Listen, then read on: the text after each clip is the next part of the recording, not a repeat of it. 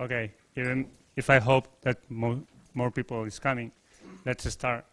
Let me introduce you to Björn Schuller from the Technical University of Munich. He's going to speak about speaker state and trait analysis. He's an expert in this topic, and I think that you should keep an eye on him because he is the state of the art. Thank you. Thank you very much for a very nice and efficient introduction. And welcome everybody. So in fact, you just told me that in the program it says states and traits, not only one state and one trait, so we're talking about several in fact.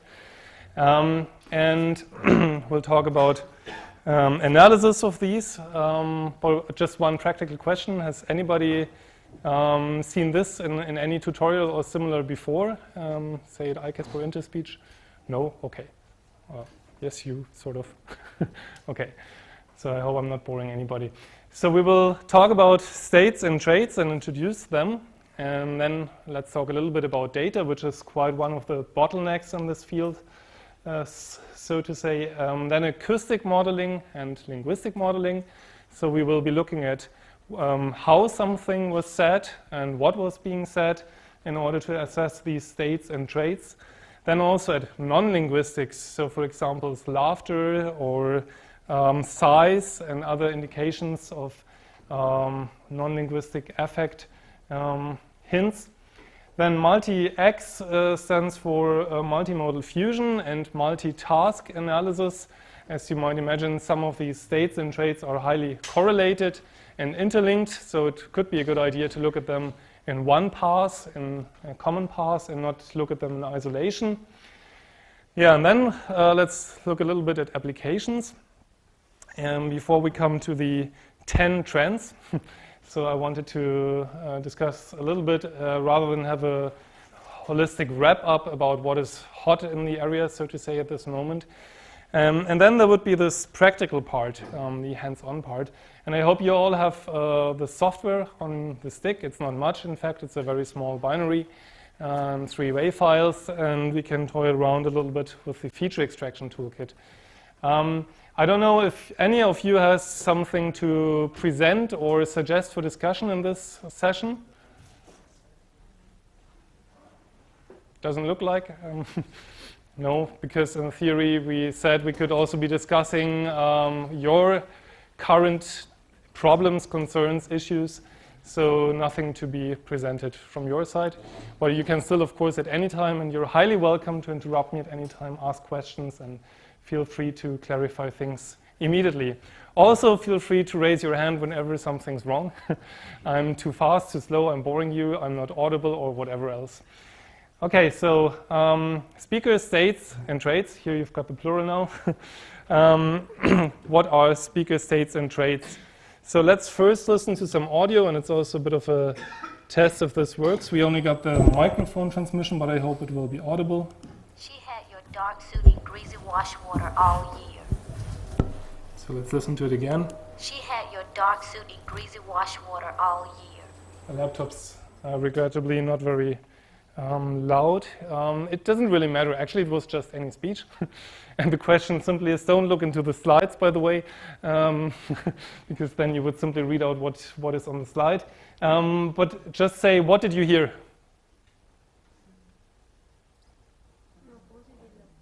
Pardon me? There were no pauses between the words. No pauses. Okay, great. So you heard pauses or not pauses. What else did we hear?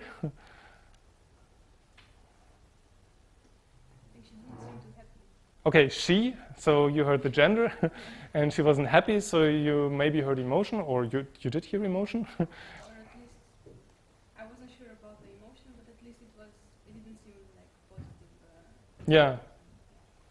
All right, what else? It was highly intelligible. Highly intelligible, great. So, anything else? Okay, so what could have else been in this? You said gender, emotion, intelligibility, and pauses or not pauses. So usually people It's funny that you didn't start with that. Always say what has been said first, and this is really, the primary concern in the field usually in speech processing, to recognize what has been said, the text. And then there are truthfulness, for example, the role of the speaker, if there was a conversation, was she leading the conversation or not? The level of interest, the emotion, and then also sleepiness, intoxication, health state, relatedness. So, for example, if a mother talks to her own child or to a child which is not her own, the weight even, likability, age, height, intelligibility, and you probably can't read those, gender, personality, ID, ethnicity.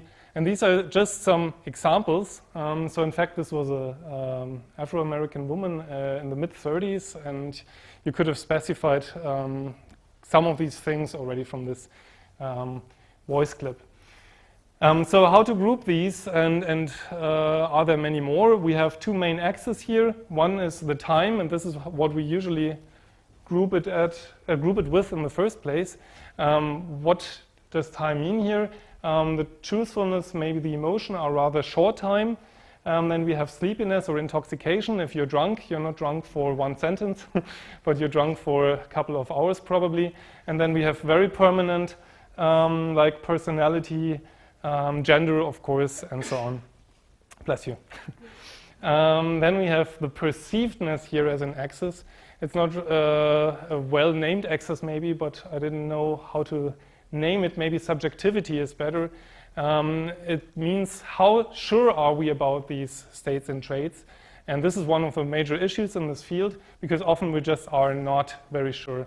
So we're rather sure about the age, but believe it or not, even in our age database we have many false age labels, because in particular women, I heard, were not too truthful about their age in the collection sometimes.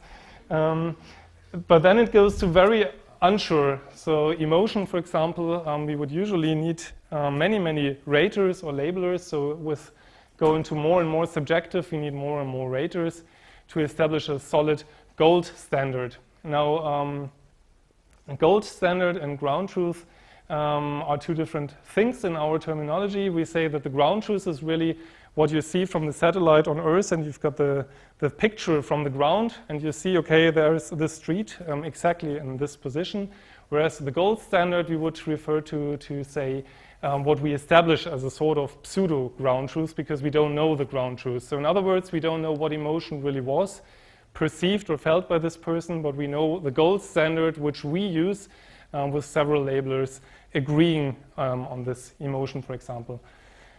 Now with the time here, we will need more and more speakers, because if we're going for age, we can hardly have a single speaker fake different ages, but we would really need different hundreds, thousands of speakers collected to have a meaningful database.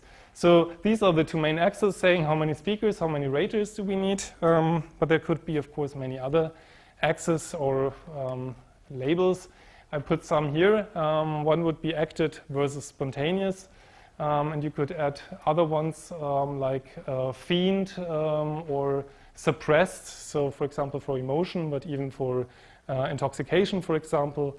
You could act to be intoxicated, you could feign to be intoxicated, you could try, if you're in a police control, to suppress your intoxication.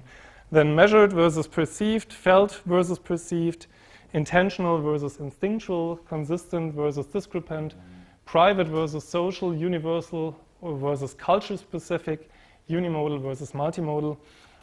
So there are many more. We've organized some challenges in the past, and so far we found a new name for every challenge: speaker state, trait, emotion, paralinguistic, and so on challenge.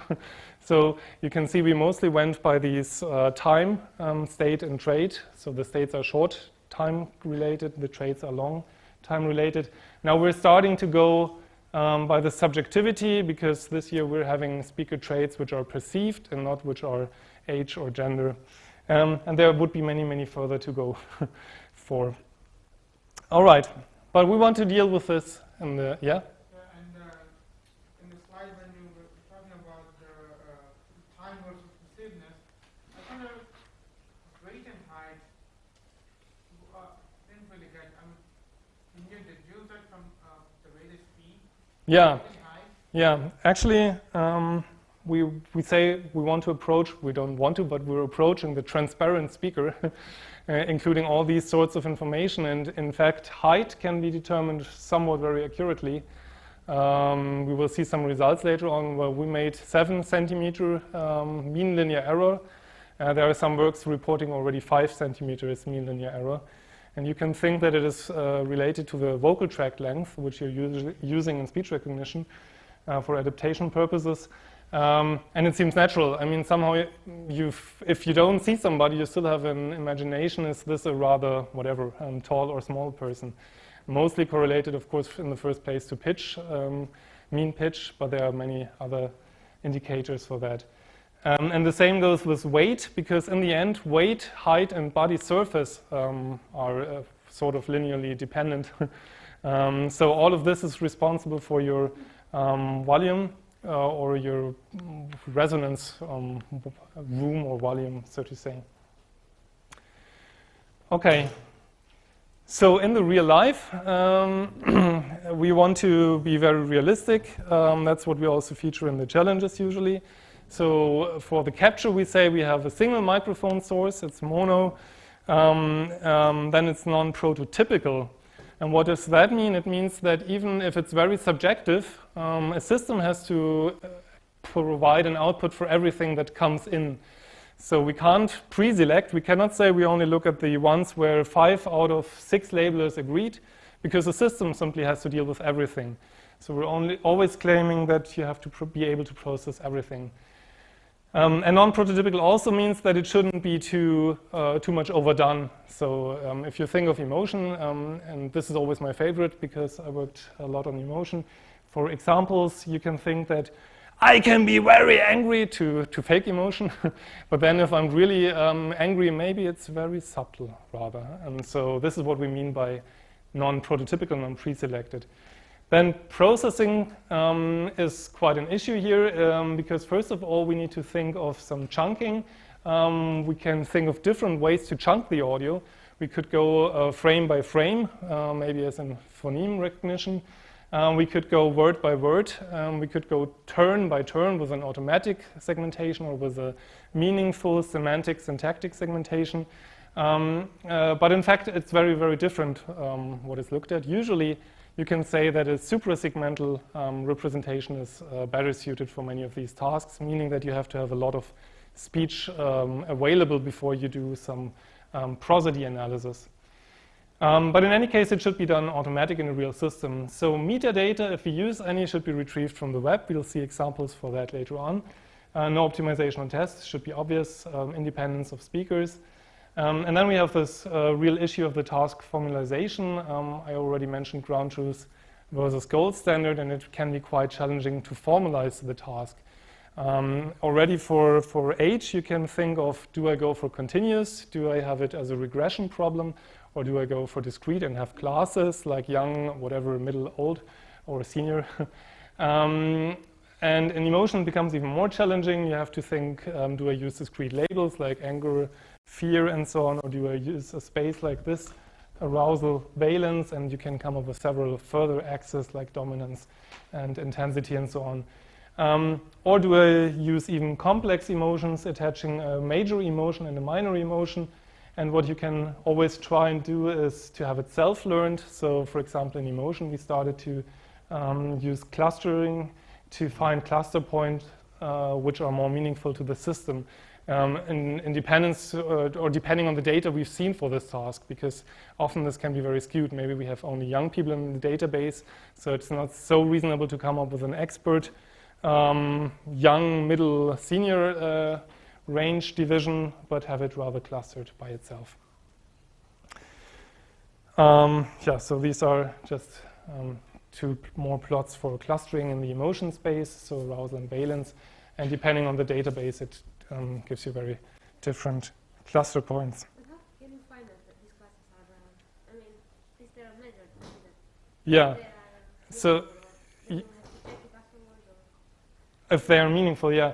So we find them on the training data, obviously, by k-means or whatever, expectation maximization clustering, so by distance to the neighbor instances. If they're meaningful is a good question, because you can see here some of these cluster points span, for example, minus and plus valence, but it's somewhat close to the origin, so it's somewhat close to neutral. And then some of these are more and less meaningful, but if you think of a system that analyzes inputs and generates output, maybe it's not even so important if it's meaningful to us, but it can use reinforcement learning or whatever and make itself some sort of sense out of this. We often found correlation to or some meaning that you can attach in the real world, but we're saying it can be interesting even if we can't. However, maybe emotion is a very specific case. If you're thinking of the age range or alcohol intoxication range, it's more obvious that it can be meaningful. Yeah, and another advantage, of course, is we can decide how many cluster points to have, and the system can also learn how many classes are best, because obviously the more I use, the worse results I will get per class in terms of recall. All right, so we sort of thought of what do we analyze, what task do we target. We thought of how to model it, so this is time for data.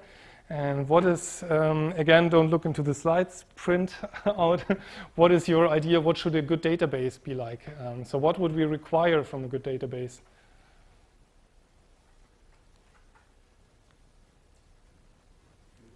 Huge, exactly. What else?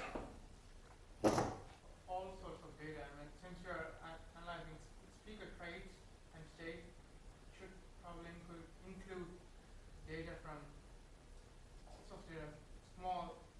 It should cover all kind of genders and age group, and then intoxicated. I mean, since that's also one of the traits of speaker, so should probably think it should cover everything. In fact, and it should cover these and also have labels for these. And surprisingly, almost no data set has different labels, despite having the variety of different ages and so on. So, and we'll see later on one example that this can be very helpful to have several states and traits annotated in the same database. Further ideas?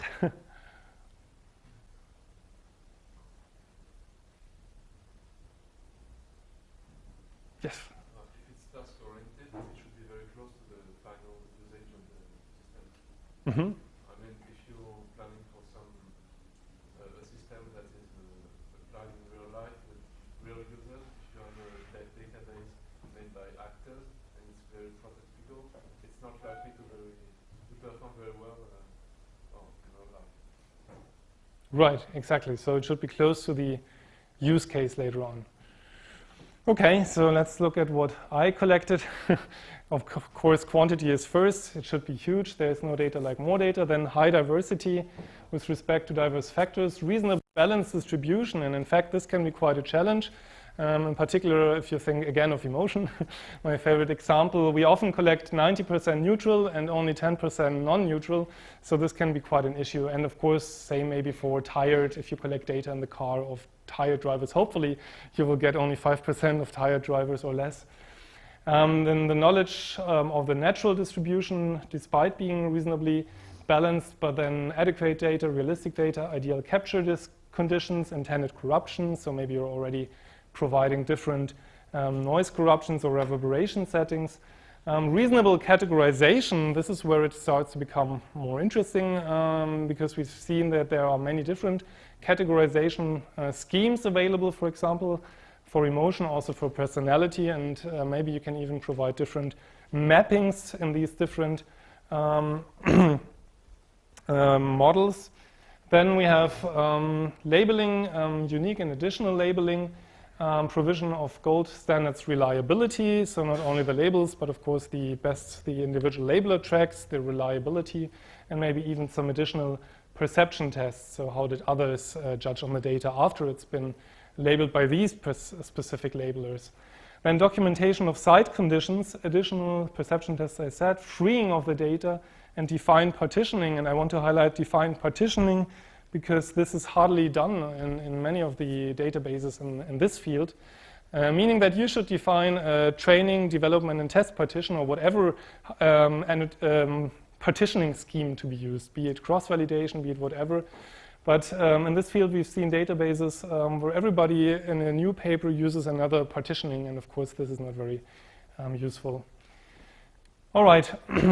Then I want to just shortly show two examples of database collections. One is the TUM Audiovisual Interest Corpus. We used this one in the 2010 Paralinguistic Challenge. We had 21 subjects. To be honest, we had 42, but we had a hard disk crash, and we lost half of the data, which is a pity. But anyway, in the end, we had 21. 11,000 turns, so they were automatically chunked. Then we had them annotated, the text, non-linguistic vocalizations like laughter, sighs. And then we had to come up with a model for interest, because we were interested in speakers' interest. And we first had 5 levels of interest, from very disinterested to very, very interested, as you hopefully all are. And then we had 4 annotators and realized that 5 levels of interest is way too much, because it's not transparent to the labelers to make a difference between very interested and very, very interested, or totally bored and not so totally bored. So we ended up with 3 different levels of interest, and you can see by these histograms that every labeler had quite a different distribution already of the levels of interest. So what we can do now is, of course, make the majority vote, or we can use a mean or median across the labelers and go to a pseudo-continuum, because with 4 labelers and 5 levels of interest, of course, we only have a pseudo-continuum, and model it as a continuous task and can assess either continuous or discrete interest. And then we can measure the agreement across labelers in terms of kappa here, and see that, for example, labelers 3 and 4 had not so good agreement, but overall it's somewhat reasonable. Another example is the speech in minimal invasive surgery. So we said we want to have very realistic emotion. We're going into a hospital. We're recording the operations of the surgeons. So we recorded 29 operations. Those are 37 hours of speech. Had it again segmented automatically and found 16% of the time we recorded were speech. And then again, we had to think of some emotion model. And always you would start with more than you end up with. So we had some more, but ended up with 5: neutral, joy, anger, impatience, and confusion. And you can see what I said before. We collected some 67% of neutral speech, despite such surgical operations being quite emotional. After all, lives are at stake, and sometimes they're really like, come on, we need to do this now, or something like this. In fact, I can show you 2 examples of an angry surgeon, for example. Wie schön das geht. Oh, sorry, this was joy. Ja. Scheiße. So I don't know if you should speak German. And here we've got confusion. Bei uns oder wo? Nee, oder wo? Bei uns oder wo? Nee, oder wo? So you can see the confusion despite probably the bad acoustic conditions and everything. Okay, so, and then again we had 4 annotators, and we even annotated the noise by type. So we had stationary and non-stationary noise types, non-stationary by scissor, clicks, or events. And this has been quite a substantial labeling effort, but then in the end we didn't do a too good job with respect to collecting the meta information. We could have done more on collecting whatever height and, and other information. And then you can see this is quite some labor, and we were thinking lately a lot of how can we save the labor, how can we more conveniently reach a lot of data, because for most of these tasks this is really being the bottleneck to get data. One obvious candidate is crowdsourcing, like Amazon Mechanical Turk. We'll talk about that in one special slide. Then data synthesis was a special idea of ours, which we had now patented even for the emotion domain. And we thought if we have human emotion, this is a very prototypical but the most popular database, the Berlin Emotional Speech Database. Der Lappen liegt auf dem Eisschrank. Der Lappen liegt auf dem Eisschrank. Der Lappen liegt auf dem Eisschrank. Why not resynthesize or synthesize such speech? Der Lappen liegt auf dem Eisschrank. Der Lappen liegt auf dem Eisschrank. Der Lappen liegt auf dem Eisschrank. And you think this doesn't sound too natural and not too perfect, but in a cross-corpus testing with other data? Ah, this is great. I'm so happy. We did this with 6 databases now in cross permutation. We measured that the human speech at 65% roughly is even worse than the synthesized speech at 75% for training. This was a surprise to us because we thought, how come that this artificially sounding speech is even better for training? We were only hoping to get maybe a little improvement if we add it. But the answer is we can tailor it to the specific need. So we can have exactly the same word spoken, maybe even a female voice, maybe even whatever other similarity in acoustics, but only imagine, so to say, virtually speaking, how would it have sounded joyfully, how would it have sounded angrily, and then produce infinite, more or less, variations of that. So first of all, we can produce zillions of varied material, different age, gender, and so on, or we can even tailor it specifically. And then we added human and synthesized speech and got an improvement over both of these. So this is a very interesting approach. We think, actually we got inspired from the music domain, and there it seems more natural. If you want to recognize chords in music, you don't have a lot of material annotated with chords from real music, but you have MIDI music, and then you can use the MIDI in different whatever instrumentation speeds and so on, and can generate material. But it seems to be working with some speaker states and traits as well. Yeah, and then we have labeling with rich data. So this brings me back to the different meta information. So this is, for example, the timid corpus, which was not really intended for speaker state and trait analysis, but recently became popular for that because it has 630 speakers, or even more. I think 630 is the test set, so roughly 1,000 maybe. And you can see the age was annotated, the speaker height was annotated, speaker dialect region, speaker education level, and all sorts of different things. So the idea really is to annotate not only one, but several states and traits in a single database, and then benefit from interdependency of these. So here, for example, we're looking at age recognition in terms of cross-correlation. So it is the continuous age in years, and you can see on average it's mistaken by 5.7 years. But if you look at the age distribution, this doesn't mean too much because all the speakers have been more or less in this range. So the cross-correlation is more meaningful. And you can see if we add side information as ground truth, so we put the real information into the speaker feature vector, like race, gender, height, race is original timid labeling, and combinations of this, we can see that we can go up from 0.32 to 0.46. Of course, this changes once we have to assess it automatically, but you can see that there is quite a gain in doing or in exploiting other speaker state and trait analysis. And it seems obvious that there is a interdependency of these. Also, if you think of emotion under intoxicated condition or a sleepy condition, given different personalities, so a more open person may be different in its emotion portrayal than a less open person, and so on. Now, we also looked at this for height. It was not so pronounced for height, and here you can see the 7 centimeters. For height, by the way, the 7 centimeters are way more meaningful because you can see that there is at least some coverage from very small to very tall. And also for gender, not too much of a difference, but still of interest. Then the Amazon Mechanical Turk is probably familiar to all of you. So it's anonymous workers, laymen that you can pay for via Amazon, and they are asked to do some simple labeling tasks.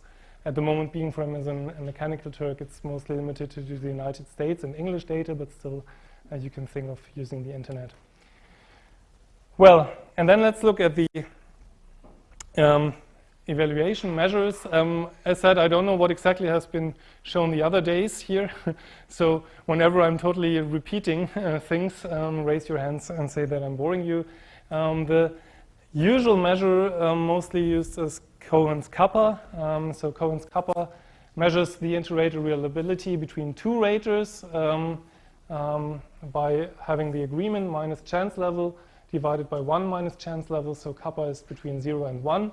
And this is your agreement probability, the number of agreement cases in the database divided by the total number of instances, and this is your chance probability. All the non-agreement cases summed up and divided by n squared. And this is for 2 raters only. Then you can have Fleiss kappa to have more than 2 raters considered. And usually you say values between 0.4 to 0.6 or 0.7. It depends on the number of classes. It depends on the task, but that's a rule of thumb. Show acceptable, say, agreement. Usually you won't have much more for emotional personality. And then 0.8 upwards is really very good agreement. Maybe for sleepiness or things like that, you will get rather higher ones. And then you have also weighted kappa. So if you're having ordinal scale problems like the H, that is not discrete classes more or less independent of each other, like joy or fear, but you really have a continuum, you can weight it linearly or square weight it to punish or reflect better confusions of the extremes. So you should not have disagreement on one says very young, the other one says very old, but rather confusions within proximity. Then you have Krippendorf's alpha or correlation. Correlation, again, for continuous models. And what is interesting is you can also weight the labelers or the raters by the evaluator weighted asymmetrical. Actually, we use this now for the first time in the current interspeech challenge because we had subjective speaker traits, and the labelers are then individually weighted, meaning that you see how much do they agree with the common agreement, so to say. And if they are complete outliers, we're weighting them a little bit less than the other ones. You can say this is maybe not so good an idea because maybe this person has this very special perspective, and maybe we should not punish this very special perspective. On the other hand side, it will give you a more consistent model. It will give you more consistent results in the end. And it simply punishes those labelers that are completely off. In particular, if you think of Amazon Mechanical Turk, you maybe have some labelers that simply click yes, yes, no, no to get their money. So this is really the idea mostly behind it. It's not so much to punish the labelers which did a proper job, but have a very different perception. It's more intended to get sort of rid of the I just did my job without caring raters. Okay, and then I said perception tests. So we want to annotate and validate the annotation. So we have an independent test set up. Usually you're only having 10% or something of the data randomly subsampled, where you ask another external group to re-rate the data, and it will be good to provide such a perception test result with the data release as well to give an insight into how reliable is it for other humans. Okay, and by that, let's introduce some important corpora and benchmarks. So what are important corpora? It's very difficult to say that. It's very political to say that. So maybe I should rather call it selected corpora and benchmarks. I've already shown the timid corpus a little bit, which, as said, was not really intended for the purpose, but is now popular because it has this rich annotation, and yet allows to do several different tasks. Here are some corpora that I featured and highlighted with some colleagues in this series of challenges. So for those of you who would not know the challenges, in 2009 we started with the Interspeech Emotion Challenge and invited the research community to compare their methodology and approaches on the same data under the strictly same conditions, because as said, usually for the same corpora you would have found 10-fold cross-validation, 5-fold cross-validation, speaker independent, leave one speaker out, and so on. But here we really gave a partitioning. In the first edition we didn't do a perfect job because we only had training and test. We did not introduce development, and surprisingly enough, development partitions were not used a lot in the field in the past, simply because the data is so sparse usually that you're really having mostly cross-validation. This was a rather large corpus. We had 18,000 turns, and you wouldn't believe how many different chunkings exist for this corpus, the V-IBO emotion corpus. Those are children playing with a Sony IBO robot, and they have to run through a parkour with this robot dog and control it by speech commands. And sometimes the dog would be obedient, sometimes not, because it simply always does the same sequence of actions. No matter what the children say, the children more or less only give the signal to do the next action. And by that, well, it provokes different emotional reactions. But the chunkings reached from turn levels, so automatic chunking with 500 milliseconds or 1 millisecond pause at the beginning to the end, over word-based, and then all sorts of different syntactic and semantic chunkings, where we said we have meaningful subunits of a whole turn, like stop IBO, go to the right. So you would have stop IBO, go to the right, but the automatic chunking would do stop IBO, go to the right. And you wouldn't believe how many different annotation schemes exist, because originally there were 10 classes. They were then covered to 4 classes actually in many papers. For the challenge we had 5 classes because we added a REST class so that we dealt with all the data, but said the ones that are completely off the 4 classes that we used in the challenge are a REST class. Then we had an additional mapping, only negative and idle, to have a simpler task. So in the end, we had very realistic conditions because the 51 children are from 2 different schools.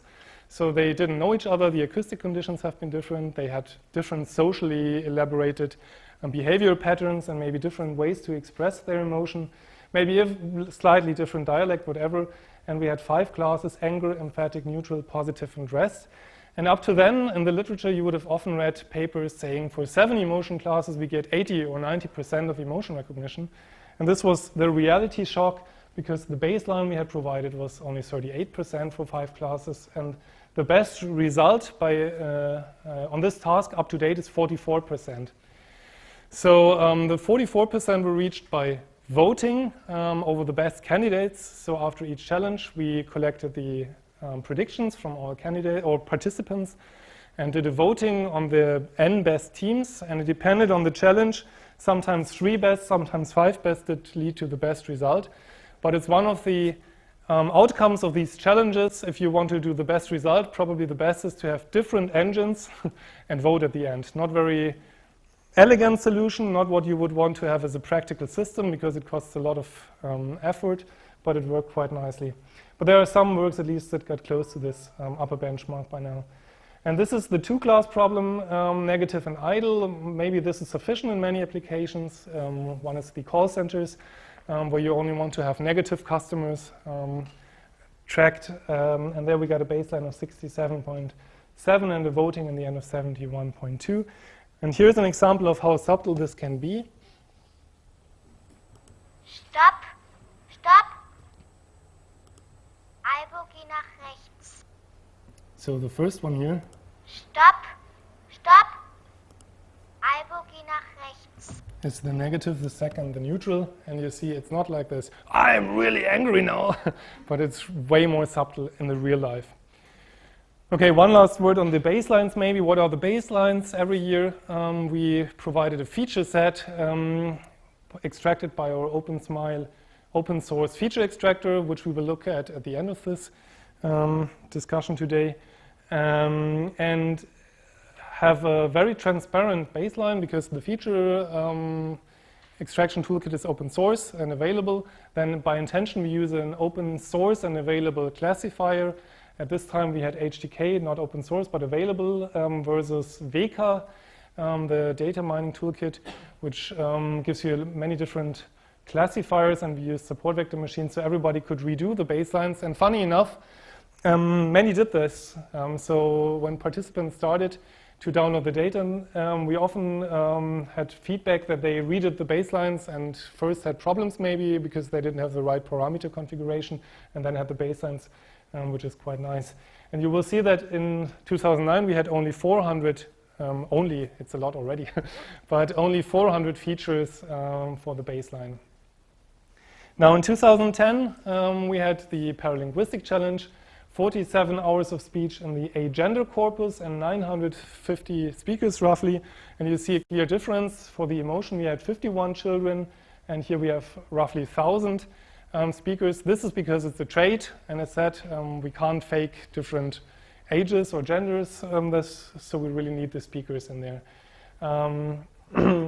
those were annotated in 4 classes of age: children, youth, adult, and senior. But we also had the continuous age range, and this is that we needed to come up with a 4-class partitioning, which was driven by Deutsche Telekom, who wanted to use this in their, and actually do use it in test phase now in their voice portal.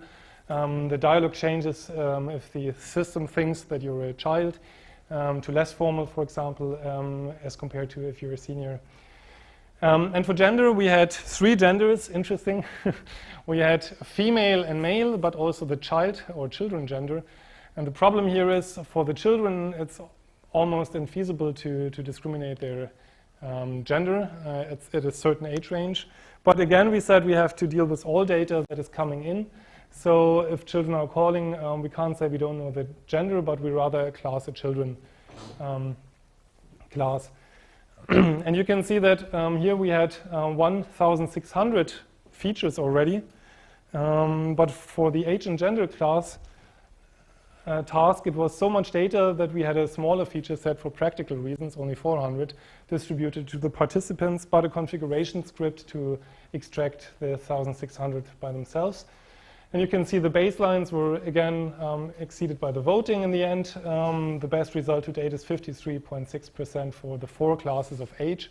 So it's not like you have to worry that the computer can say, oh, you're 30, whatever. But in the real life setting, this is telephone speech, by the way. So it's, again, very realistic with different settings, one's from landlines, one's from mobile, and so on. And the gender with the 3 classes is 86%, but there, to be fair, if you exclude the children, it's almost perfect. So it's 98 or something. And then another task was the audiovisual interest corpus you had seen before. And there we had cross-correlation for the level of interest and had a 0.4 cross-correlation for the level of interest. Voting was not very straightforward here. Well, you could have taken the average, but we didn't do that for this task. Now in 2011, we went for midterm states or traits, so something that is not too short-term, not too long-term, and then intoxication and sleepiness. The ALC corpus, the alcohol language corpus, has 150 speakers, 39 hours of speech, with real alcohol intoxication. Sadly, it was not us, but the partner university in Munich who collected the data. And they had people that volunteered for this asked, what is your target intoxication? They said 1.6 per mil, for example. And then they had breath alcohol concentration measured, blood alcohol concentration measured, and in the end reached their targets. And we have sober and intoxicated. In the sleepy language corpus, we have roughly 100 speakers, and they had real sleep deprivation. So that study was less fun, I reckon. No alcohol, but they had to stay awake for whatever, 20 hours, maybe even more than 20 hours. And then we had self-assessment. We had the knowledge how much sleep deprived were they, but we also needed 2 additional labelers to label on the data, because it's not as measurable as the alcohol intoxication. And now you can try for yourselves. In the end, we had 2 classes only, intoxicated or not, determined by the legal driving limit in Germany, which is 0.5 per mil. And you can see if this person should still be able to drive. Hopefully you can hear it. Sportplatzweg 27, Marktkreuz. So who thinks he should be able to drive? At least someone does, yeah? Okay, so here's the reference. Sportplatzweg 27, Marktkreuz. And if you hear them in direct comparison, you can see that the first sample was highly intoxicated at 1.5 or something per mil. And you can see again in real conditions, it's way more subtle than you would assume. This speaker is more obvious. She's also highly intoxicated. Okay. Frau liegt auf dem Bett, eher bewegungslos, eher schämt sich oder findet irgendwas überhaupt nicht. And all the same. Es handelt sich hier um einen Unfall. Der Mensch, der im Arm von der Frau gehalten wird, ist die Treppe hinuntergefallen. Okay. So it's a low volume, but I think you can hear it. And now here we had quite a difference between baseline, 66 roughly, and the voting, 72. What's interesting is that 2 people submitted perception studies. So they submitted papers only asking other people to judge on the data, including police officers. And these perception studies were very different. One had 55%, so way below the computer, and the other one had slightly the same range like the voting. But interestingly enough, this seems to be one of the few tasks where the computer could actually really be superhuman, based on a lot of data that he can learn from, and the average user doesn't have that much experience probably, because either you're sober and you hear sober people, or you're drunk and can't remember how drunk people sound. No, I don't know. But still. And here we've got sleepiness. For sleepiness, we have the Karolinska sleepiness scale from 1 to 10. 10 meaning you can't stay awake almost. So you're really having extreme troubles to stay awake. And 1 being you're perfectly fine. 7.5 was our 2-class delimiter. So again, we felt that a continuous KSS range is way too complicated or too difficult, and made it into 2 classes. So here is an example. Ich suche die Friesenstraße in Berlin. So sleepy? No. And the reference? Ich suche die Friesenstraße in Berlin. And you can see in comparison that the first one was highly sleepy. Ich suche die Friesenstraße in Berlin. Ich suche die Friesenstraße in Berlin. And yeah, there are differences, but again, it's not too obvious. So in the end, we had some 72.5 still as the upper limit. By the way, so these data are available, so you can contact the owners of the data and get it and do your own experiments on this. And usually we try to free all the challenge data afterwards. It's not always possible, but most of the times it is.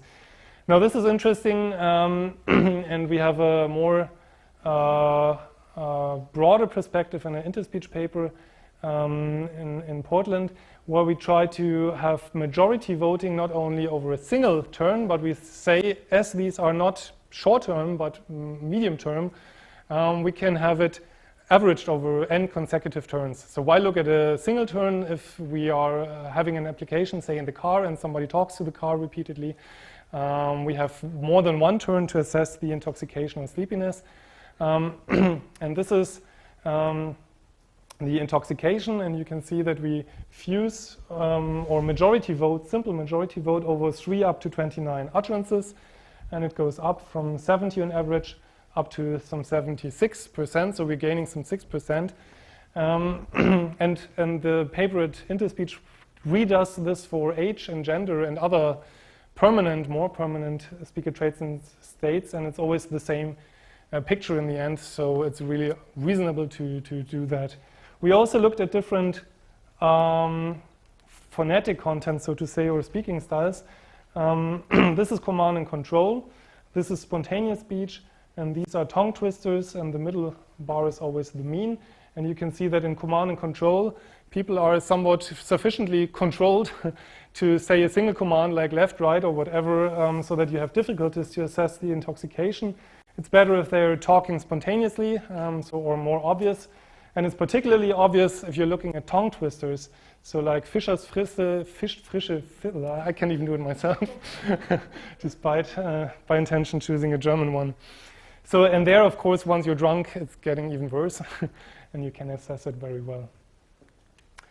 Now this year, we have the Speaker Trait Challenge, and we have the smallest corpora ever, with only 2 hours of speech roughly per corpus. At the same time, we're having 3 different corpora, which is new. So far, we only had 2 corpora at max. And we have the largest feature set ever. We brute force 6,000 features. In the last one for sleepiness intoxication, we already had 4,000. And we have a couple of different tasks by that. First is the personality. And in personality, we have used the Big 5 personality model. The Big 5 personality uses openness, conscientiousness, extraversion, agreeableness, or neuroticism, or OCEAN for short, by going by these first letters from these tasks. And you can see there's quite a difference in the baseline depending on the task, because openness we only had 59%. And again, this is above or below average, so only 2 classes. And this time using evaluator-weighted estimator, so weighting the raters differently. And we have the highest number of raters ever, I think, here. I don't remember exactly how many it is, but it's more than before. For example, for the likability, we had 30 labelers, because likability is very, very subjective. And then here for conscientiousness, for example, we have almost 80% baseline and average for these different personality traits and 68%. So here are some examples. Rather than putting one per dimension, I put an ocean and an ocean negative clip, meaning the first one is ocean positive. So it's open, conscientious, extroverted, agreeable, and neuroticist.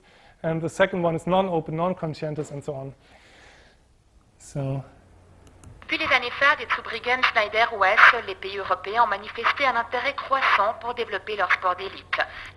So you can see again, it's very challenging audio conditions already. It's a radio broadcast transmission, and this time French. So we have also different languages covered in these challenges. And here's the non-ocean person. Finance a sondé les marchés pour faire ses estimations. Et s'il y a des nouveaux riches, il y a aussi un nouveau pauvre. Tout est relatif. L'ancien patron du groupe pétrolier Yukos ne... And for example, for openness, you can see that the first one sounded more open than the second one. Finance a sondé les marchés pour faire ses estimations. Et s'il y a des nouveaux riches, il y a aussi... And so on and so forth.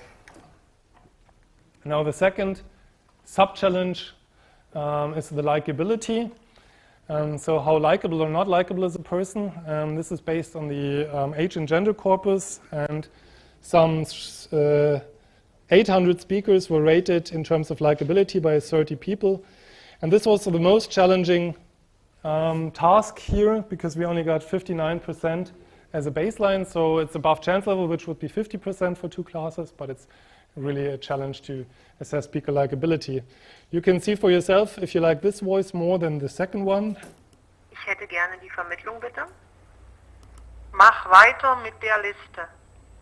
So the first one Ich hätte gerne die Vermittlung, bitte. was rated as above average likability. Mach weiter mit der Liste. And for political reasons, I don't say what the second one was. And now we've got intelligibility. And intelligibility was the pathology sub-challenge. So the speakers here are having actual neck cancer, and they underwent treatment over years, and we're having at the beginning of the treatment and at the end of the treatment the intelligibility of these speakers. So here are 2 samples from that. Maar hij was toch jarig en dan moest hem iets gegeven worden. Maar hij was toch jarig en moest hem iets gegeven worden. And despite myself not speaking Dutch, I think you can also get the gist of the second one being, well, the less intelligible one with so many breaks and stops and difficulties. This one was a surprise to us because we had used a very naive approach. We had again just used our brute forced feature space without any linguistic analysis. So not looking at the phonemes that were said, or not looking at what should have been said, only at the acoustics, so to say, and we got some 68.9 for the 2 class intelligible or not. And that was a surprise to us also because in the challenge the better results don't go far beyond that, despite using more elaborate results. But of course, the challenge is still ongoing, so let's see what results will be uploaded. Yeah, and then one for the sake of fun, the Ultrastar database. We thought, why not do this in singing? If we can do it in speech, we can do it in singing. We have real pop music, so Madonna, Michael Jackson. This is very realistic, we say. 516 singers in the Ultrastar database, 37 hours of music. And we have to first isolate the singing voice and then deal with the voice being in a singing state, so to say. So pitch, of course, is a catastrophe because it's really coined by the melody and not by the speaker traits. And then we assessed two class problems, voice or none. So the first one is to find the parts where they're singing. So it's very realistic. We have to automatically assess where the singing is. And that gave some 75%. So it's already very challenging to locate the singing on a per beat level. So 1, 2, 3. For 1, 2, 3, we assess if it's singing or not. And then if it's male or female singer over the song, it gives us even more, but this is on the beat level, roughly 90%. So in the end, we were able to recognize in a real pop music piece from MP3 if a male or female singer is in there. Then if the singer is white or other, this sounds very politically incorrect, sorry for that. Again, we stick with timid terminology, and we had simply issues with the database distribution because the ones labeled as white were by far more present in the pop music sample we had chosen. But still it's above chance level. You could say that there are some genre issues maybe. Maybe it's also impacted by the type of music, but it seems to be working somehow. And then the year above or below 30 years, the average pop singer turned out to be 30 years. Again, slightly only above chance level was 59 roughly, and then above below 175 centimeters. 72 sounds good, but of course it's highly influenced by gender because it's male or female also a little bit. But there have been at least some male singers below 175 and some female above 175. All right. Another challenge corpus, and that'll be it for the corpora, is the audiovisual emotion challenge corpus. It's another ongoing challenge at this moment. We thought, let's not redo the emotion challenge for speech only, but let's redo it for audiovisual. And we had a first issue in 2011 held at the ACI conference, and now we're having a new one at the ACM-ICMI. There we have train, develop, test partitioning, and we have substantial amount of data because the video frames total up to 1.4 million roughly video frames, and that was so huge that we couldn't use it all by ourselves for training. We had to use very complicated bootstrapping mechanisms and train 10 classifiers and do some bootstrapping there. It's 50,000 words, 7 hours of speech, and we have different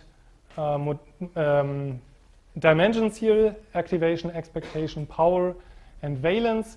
And you can see there's quite some correlation among some of these. For example, expectation and power are highly correlated at 35.8%, so to say, or 0.36.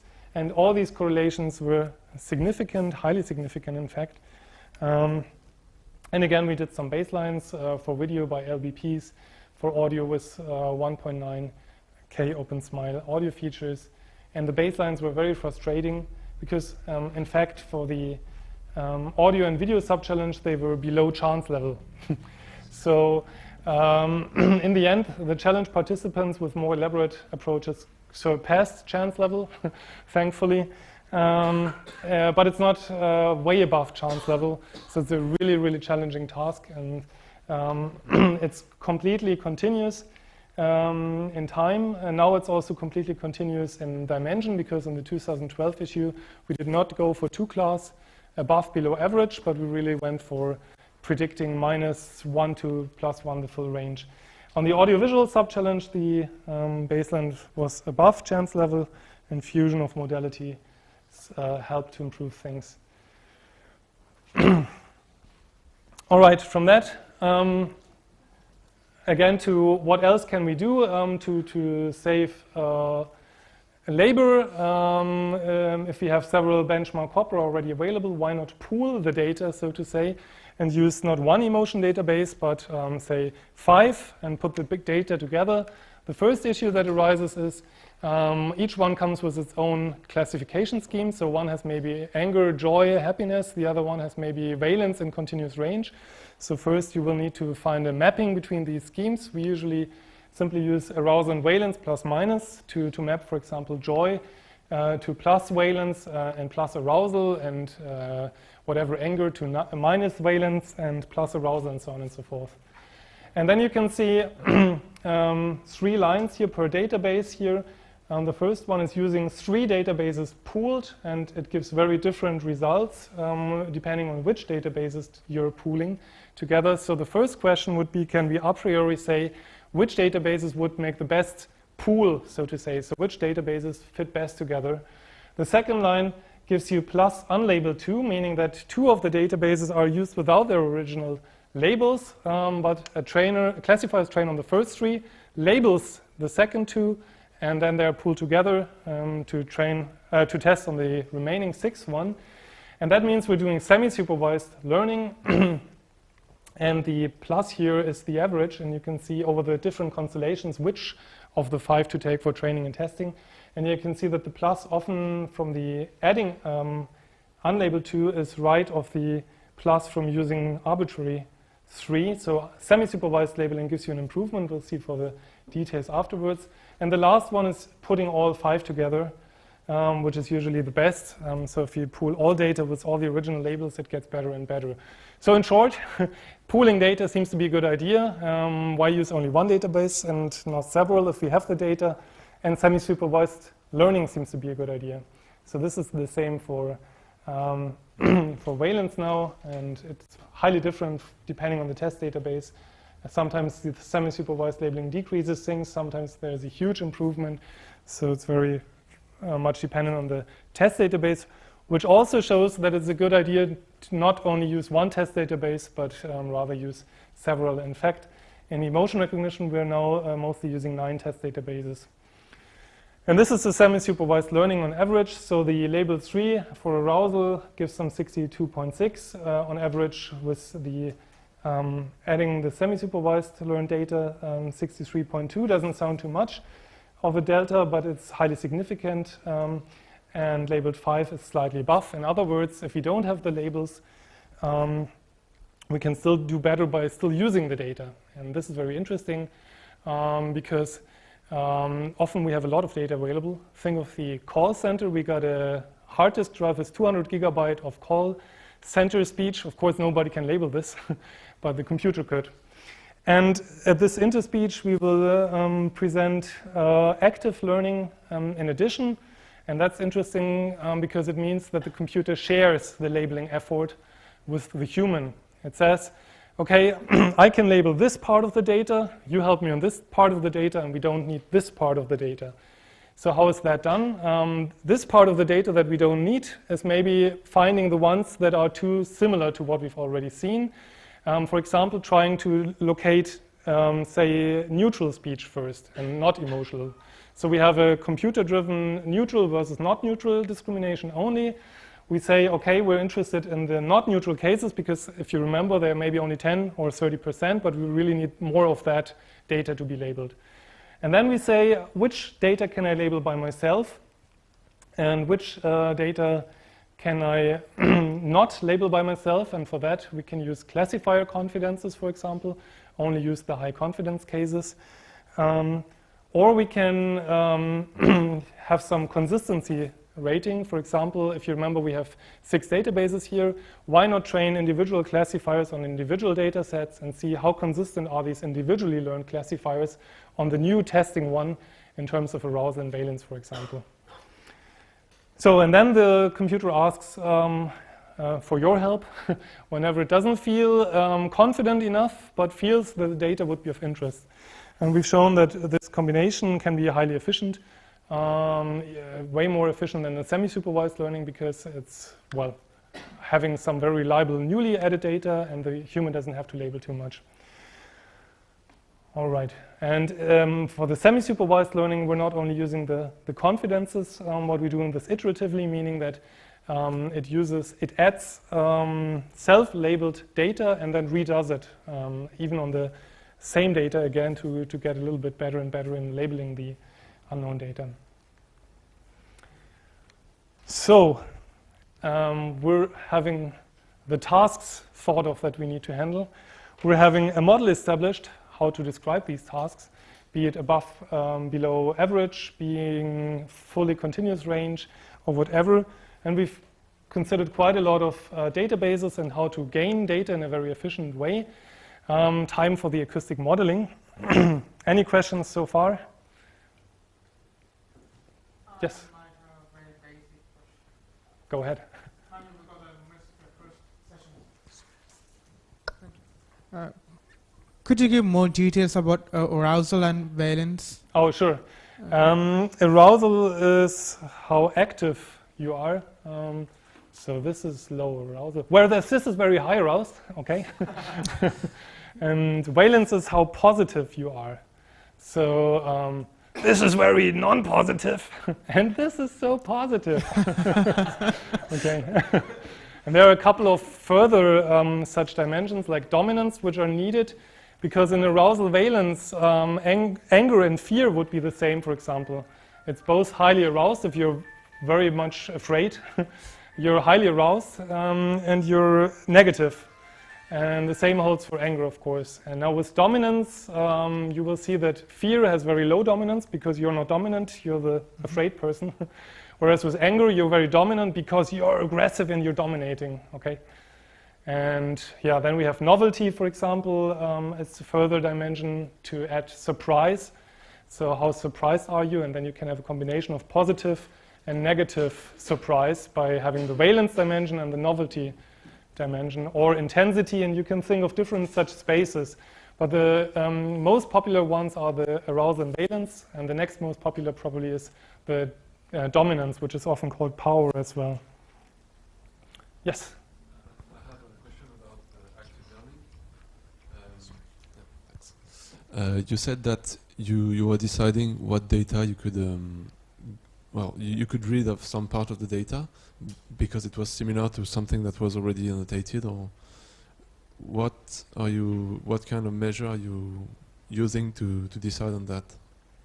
Okay, so for the similarity of the data, So the one is, as said, the trying to retrieve or to localize the non-emotional and versus the emotional data. And the other one is simple acoustic measures.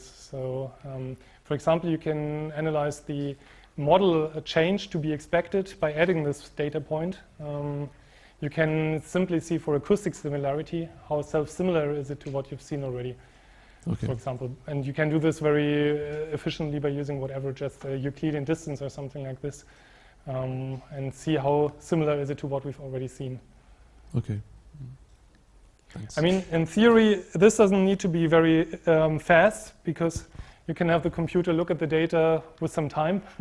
Rather than yourself go over 200 gigabyte of speech, you can give the computer, say, 2, 3, whatever days, and then say, okay, I need these 1,000 instances to be labeled.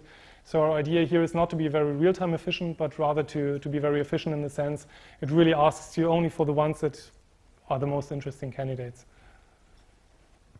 Sorry, one question. There's been, sorry, I'm not an expert in audio, but there was something surprising for me in one of the slides that you shown with the examples. And would you mind if we could go to the 22, to the second one? The one with, yes. So in the first subject that you showed, the first one. Audio clip? Yes, can we listen again? Sportplatzweg 27, Marktgreiz. Okay, and then we had the reference afterwards. Sportplatzweg 27, Marktgreiz. Okay, so for me the point was that I know any German at all, so for me it's simply an address. Yes, so then some intuitive concept comes across, which is the context of the linguistic context itself. For me, as a signal processor, as a signal analyst, the first one was perfect in the beginning. So if I could have listened and heard that in Spanish, I would probably had been able to detect whatever problems or all the features that you're explaining right now. But since it was in German, which is completely unknown for me, it was completely surprising, even after listening to the sample, very difficult to identify that there was a difference there. It is, in fact. So then the question of context arises, because Yeah, this is what we're looking at here, actually, right? Where we say we're comparing command and control versus spontaneous speech versus tongue twisters, and more look at the linguistic side of it. And say we're doing a way better job in looking at tongue twisters than at command and control, because there the effect of being intoxicated is more visible than when you just say an address. So you seem to be able to say an address even if you're completely drunk without too much perceivable difference. Whereas if you're saying, such a tongue twister, does anybody know an English tongue twister? Yeah, like the Fischers Fritze, fischt frische Fische, and so on and so forth. There you're really having difficulties, because it's difficult already if you're sober, but once you're intoxicated, it becomes almost infeasible. So maybe I miss it. All the labelers that you have there were German speakers, or? Oh, there are no labelers in this one because we have the blood alcohol concentration measured. So this is one of the rare ground truth examples rather than gold standard examples.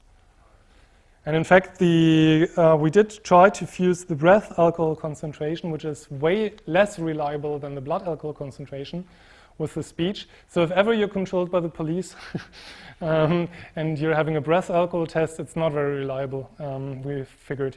But we fused speech and breath alcohol because we thought this might be useful for the police, and it almost didn't give us anything because breath alcohol, again, is way more reliable than speech, despite being way less reliable than the blood alcohol concentration.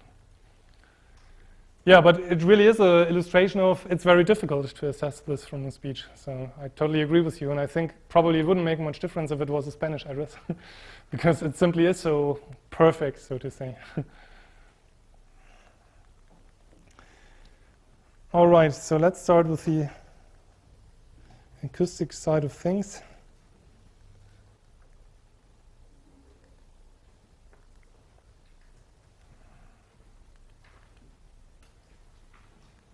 All right. So, here is our front-end side, so to say. If you look at the overall processing, we're having the audio capture, then some pre-processing, maybe some speech enhancement or something like this. Then we have the low-level descriptors, which are whatever your MFCCs or energy going frame by frame, whatever 100 frames per second or something like this. And then in theory, we could go on to the classifier, as you do in speech recognition, maybe do some feature reduction by principal component analysis, LDA or something like that. But what we often do is we do some chunking, as said, to have larger units, not these individual frames, like words or voiced, non-voiced, and so on.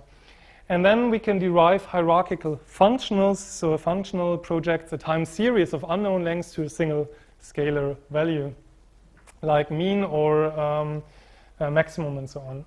And then we can, again, of course, go to the feature reduction. We could even be combining information from different time levels. And then, of course, we could do some feature selection, not reduction, meaning that we really select individual features and not map the larger feature space to a smaller one by using all information. We could even generate information in this step by exploring the feature space. For example, considering logarithmic representation or division of band energy 1 by band energy 2 and have a little bit explorative feature search. Then we have the back-end side, where we have the classification or regression, depending on discrete or continuous classes. And let's say we have always an acoustic model from the model learning and a language model, the language model being either linguistic information or simply contextual information, where we model the dependency of an emotion under the context of the previous one. What we also have is loops back here to the feature selection, so we can have the classifier in the loop, and also to the audio database, where we can label data by the machine, as we've just discussed, and have some instance selection, so that we maybe even pre-select instances which are better or less suited for learning. And then we can, of course, fuse with other modalities. So here we have our output from this modality and have some encoding. Encoding is hardly touched in the literature, but you should have a standard where you encode this in a standardized way, your output information. And we'll see one example for emotion recognition. Now, we've already looked at this. These are different ways to segment. We can have a whole turn. We can have fixed intervals, like every second. We could have some syntactic-driven, seeing where are acoustic changes or something like this. We could have voiced, unvoiced.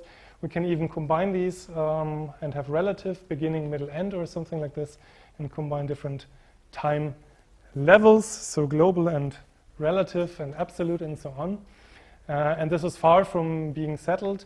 This is just one example where we looked at the interest and looked per feature type, pitch, energy, MFCCs, and so on, at the difference between using, in terms of accuracy, between using frame level information and using suprasegmental information. And this is the gain from suprasegmental over frame level. And you can see that, for example, MFCCs are well modeled frame by frame somewhat for emotion or interest, whereas pitch or energy are very well modeled in a suprasegmental way. This is what you would expect. So for pitch, it's not so interesting what an individual frame has, but it's more interesting the intonation curve seen over a couple of consecutive frames. So let's just shortly talk about the continuous descriptors. We have this segmentation first. We're assuming a constant state or pseudo stationarity. Then, of course, do some windowing, depending on the feature contour type, with a Hamming window or Henning window, for example, for spectral information or time domain information, maybe even a rectangular window. Have some 100 frames per second, so we have frames of usually 20, 30, maybe even longer milliseconds size, but as they do a soft windowing, we have a frame shift of 10 milliseconds. And then we extract a couple of low-level descriptors, as said, like spectral descriptors, energy, or yes? Question about segmentation. What happens when you have overlapping speech? From different speakers? Yeah, I'll show an example of speech enhancement and separation. Usually we consider this as a pre-processing step where we try to isolate the speech from the individual talkers. So of course we will need some speaker diarization at first, and then need to separate the voices, and of course we will have artifacts and corruption, but so for the moment we assume that we have it isolated. Yeah, and then we can derive further low-level descriptor type information by simply adding delta regression coefficients, correlation coefficients, so yeah, deltas and so on. And then we can do some smoothing. Usually there is some simple moving average filter or similar to smooth the information present in this field. So it's not that much as in speech recognition where you use the individual frame and the exact MSCCs, but you're rather interested in the contour or development over time. This is why a simple low-pass filter is often beneficial, because we're not interested in the outliers. And then we have some typical such low-level descriptors: energy, pitch, zero crossings, harmonicity, formants. There's even a standardized set in the MPEG-7 standard, MSCCs, perceptive linear prediction, wavelets, and so on. And here we have a bit of Roddy Cowie speaking. If I take my mind off. So you see laughter at the beginning and then speech.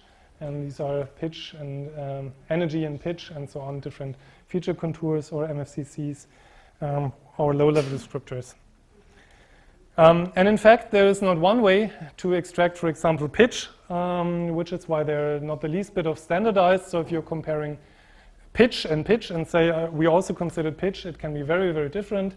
Pitch can be extracted in the time domain by determination of the first partial analysis of the time signal, or simplification of the structure, and then finding a maximum, because in voiced sounds you have the excitation pulse, and then you have a lossy vocal tract, so it absorbs the energy, and you always have the pulse, and then the energy falls down. So you're looking for maxima in the time domain, or you can do it by short time analysis, correlation-based, frequency domain, maximum likelihood, and so on. Usually you're again looking for maxima in the frequency, for example, plane, but there are many, many different approaches to determine these.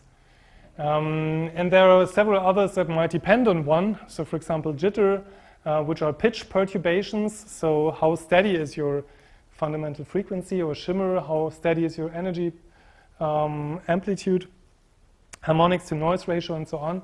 So in other words, if you're saying I use the same feature as somebody else, it can be very different because a very different algorithm has been employed. And there can be several other low-level descriptors heavily depending on this one. So in other words, feature sets can be quite different despite sounding the same, so to say. And we also looked at the influence, for example, for pitch.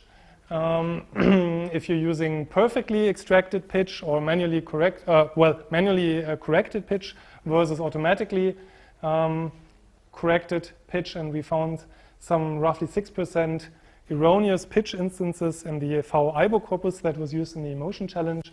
And the most typical error here is the octave error, so that the pitch is assumed 1 octave below the actual pitch octave. It has been children in the database, so they have often been assumed an octave too low. And then some voicing errors, so it was assumed to be unvoiced, but it was voiced, or the other way around. Yeah, and doesn't store, yes, it says it here. So in the automatic system, that made a difference between using perfect or manually corrected pitch and automatically derived pitch of 2%. Doesn't sound too much, but it's significant. And if you think you're having several such unreliable descriptors in there, like formants and so on, and others depend on this, like jitter and shimmer depend on this, it does make a difference in the end if you're having a better or less good extractor implementation. Well, this is just one example of standard, the MPEG-7 LLD. It's a standard, sounds like very standardized. It has all sorts of mostly spectral descriptors, but again, the standard doesn't say how to extract these. It only roughly describes what should be inside, so it still can be very different. So this led us to code OpenSmile, the open speech and music interpretation by large space extraction, a feature extractor to have a very standardized toolkit, because if you use this toolkit, of course you have the same implementation. Because you're using the same toolkit. And then it allows to define standardized feature sets by saying you're exchanging the configuration file. You have the same set of 1,000, 2,000, whatever features. So OpenSmile is what we will have a look at the end. But the basic principle is that it extracts these low-level descriptors, then adds hierarchical functionals, and it's highly optimized for speed, so it does multi-threading, it's memory efficient and fully configurable. And to give you an impression, for 10,000 audio features, it has a real-time factor of 0.02. For 500,000 audio features, the benchmark is 0.03, meaning it takes 3% of the duration from the audio you're analyzing to extract 500,000 features. And this is why we say that real-time is not an issue for the feature extraction. So here is the overall principle of the feature brute forcing. We're having acoustics and linguistics. And from the acoustic side, we're having the low levels here, intonation, intensity, linear prediction, capsular coefficients, formants, and so on. For the linguistics, we say our low-level descriptor is a string, and the string can be the phonemes, it could be the words, but it's basically being a string. It could also be a string of non-linguistics like laughter, sighs, or disfluencies, pauses. Then we can derive further low-level descriptors. As said, we're adding delta regression coefficients, correlation coefficients, and so on. For linguistics, we say we can derive stemmed versions of the string. We're looking at stemming afterwards. Part of speech tagged versions. So, for example, instead of saying the sun is shining, we say particle, noun, verb, and so on. So we re-tag the string, or have some semantic tagging. Maybe we already tag it by positive, negative, or something like this. Then we can do some filtering, smoothing, normalization, or tokenization for the linguistics. For example, we tokenize into single words or into n-grams or character n-grams, whatever. And from here we could actually classify. So if you have your HMM or whatever, you could go into the classifier and classify. But as said, often it's better to look at a suprasegmental, larger amount of audio perspective. So we chunk, absolute, relative, and so on. We have looked at all these, and then apply the functionals. Extremes, means, percentiles, higher moments, peaks, segments, regression, even spectral. So for example, the 5 DCT coefficients from the pitch low-level descriptor or something like this. For the linguistics, we have, for example, vector space modeling. So we look at how often does word X appear in the test phrase and have a single feature per word, lookup tables or statistical functions like salience, information gain. Then we derive, again, if you want to, so like hierarchical. We're not only using the means and the extremes, but maybe the mean of the extremes or the extreme of the means and so on. So you can now imagine how you're coming up with 500,000 audio features if you wish for. We can also do cross-LLD. So for example, the mean of low level of MFCC 1 divided by the mean of MFCC 2 and so on. And do this filtering once again on the functional level. So of course we don't want to recognize audio with 500,000 audio features, but we want to have a broad basis to select from for the right ones.